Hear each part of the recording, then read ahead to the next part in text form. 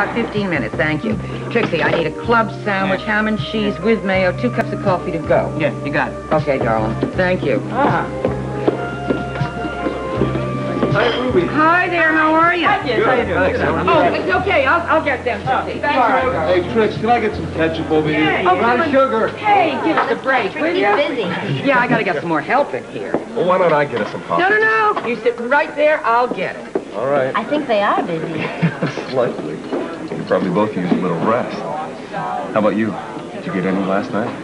Some. I've seen someone get shot, you know.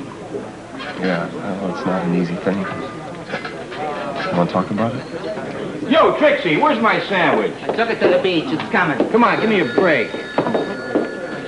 Callie's Diner, Ruby speaking. Hi, Ruby, it's Tom. Hi, darling, how are you? I'm fine. You still need help down there? Oh, do I ever? I might have somebody for you.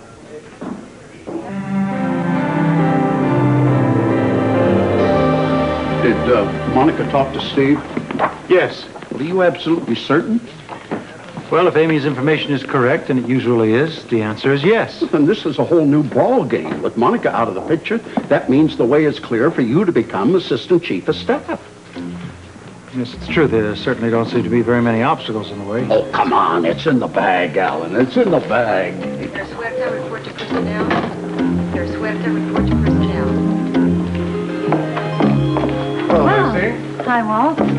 Hi, Jesse. Hello, Lucy. So what's the lady up to today? Jesse, have you heard that rumor about Monica resigning as Assistant Chief of Staff? Is that true? Oh, well, not being Amy, I'm afraid I wouldn't know. Jesse, I need some supplies. Nurse Vento, please return to physical therapy. Nurse Vento, please return to physical therapy.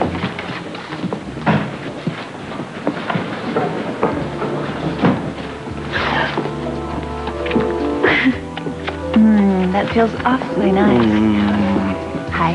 Listen, have you heard about Monica resigned. I know. Okay, look, Tony, I know I promised you that I wouldn't bring this up again. Blah, blah, blah. Forget it.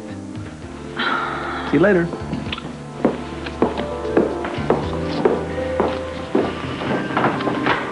So the place was bombed, and nobody, namely the police, never went to investigate. That's right. The back of Duke's Club in New York faces this alley. These bag ladies are going through the trash when the bomb went off. Scared the living daylights out of them.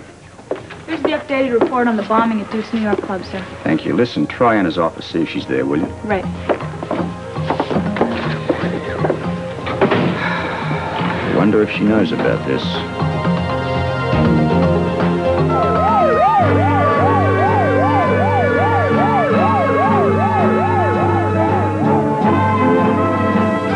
It says here that there was no outside damage done to the club.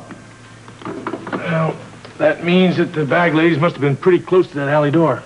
Yeah, but they only heard the blast. They never saw anything except some smoke coming out from underneath the door. If there had been a fire, it must have been pretty small. They would have called the fire department. According to this report here, they don't state, or they don't know the time that elapsed between the explosion and the time that it was reported by the bag ladies to the cop on the beat. Now, he was about a block away. He went to the door, banged on it. Nothing. So it had to be a small explosion inside. It was Monday. The place was closed. You know, I cannot believe that nobody followed up on this. Personally, I'd have gone around there to investigate. That's because you have a personal interest in Mr. Lavery. Very personal. Excuse me, sir. Anna wasn't in her office. I did reach the answering machine. Thank you, Sam. You're welcome. Well, let's see if she's home.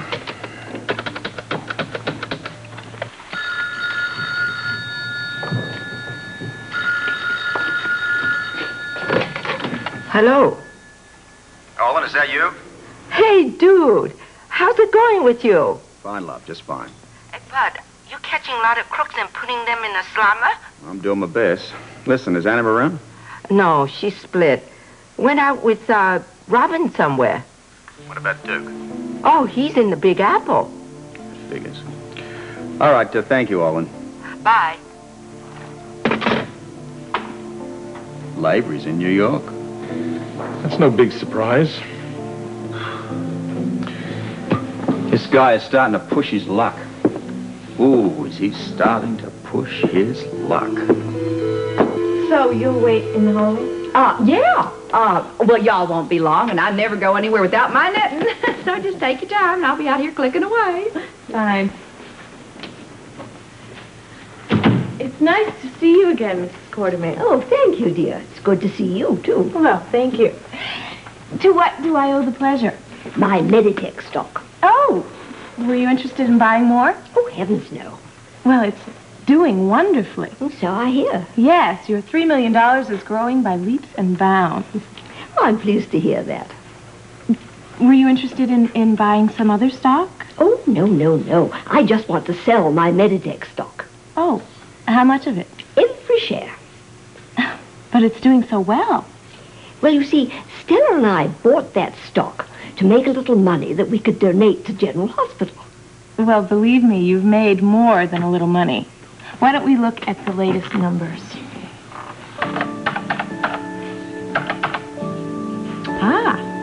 Still going up. Take a look at that. Oh, my goodness, has it made all that? Yes, it has. And believe me, if you hang on to this stock, it'll just keep going higher. Or lower. You know, Edward calls the stock market a crapshoot. Excuse the language. I certainly don't want to gamble with the hospital's money. But it's yours.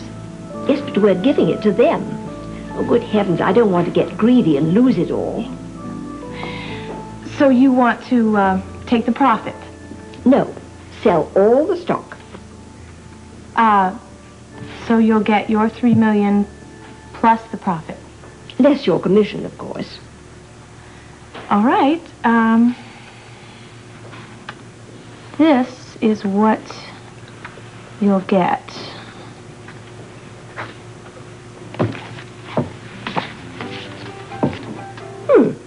That's satisfactory.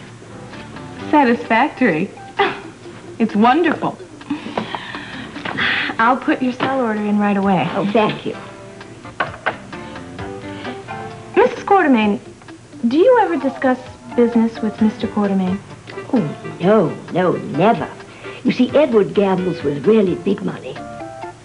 Well, I wouldn't call your $3 million anything to sneeze at. Well, Edward thinks that Piccolila is small potatoes. Oh. Well, I think he'd be surprised at the size of the sack. Let's try this one. Ooh, you must be a hustler in your spare time. Yeah, it's a little luckier than you. Nice shot, Kurt. Thanks, Tom. Becoming a whiz at this game. You guys sit around here and play this thing all day That's long. right. Excuse me, Watch Tom? this one. Oh, hi, Val. Can we talk? Sure. Is Louise going to be much longer? Well, you know, she's at City Hall talking about money. I thought she'd be back by now, but you know how the city is, red tape and all. Well, I've been thinking, and I just want to forget the whole thing.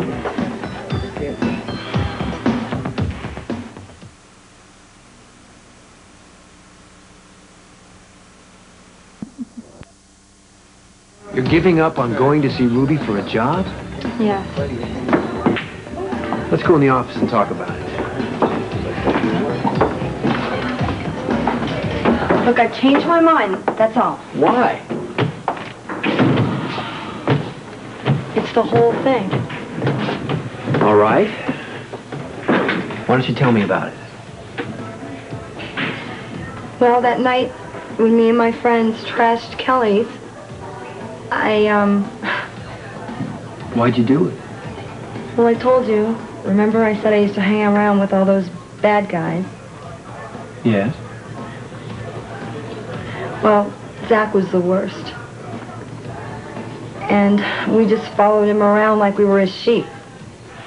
He's in jail now, isn't he? Well, as far as I know. But that night, we were all high on drugs. Me, Zach, Melissa, Greg, all of us. That was at the Halloween dance at school, right? Yeah. Then after we left there, the next thing I knew, we were over at Kelly's, busting up the place. And that was the night that she got hurt. Val, I happened to be one of the jerks that was involved. well, listen, Ruby forgave Melissa and Greg when they apologized. Yeah, well, they apologized. And that's what you're going to do. No way.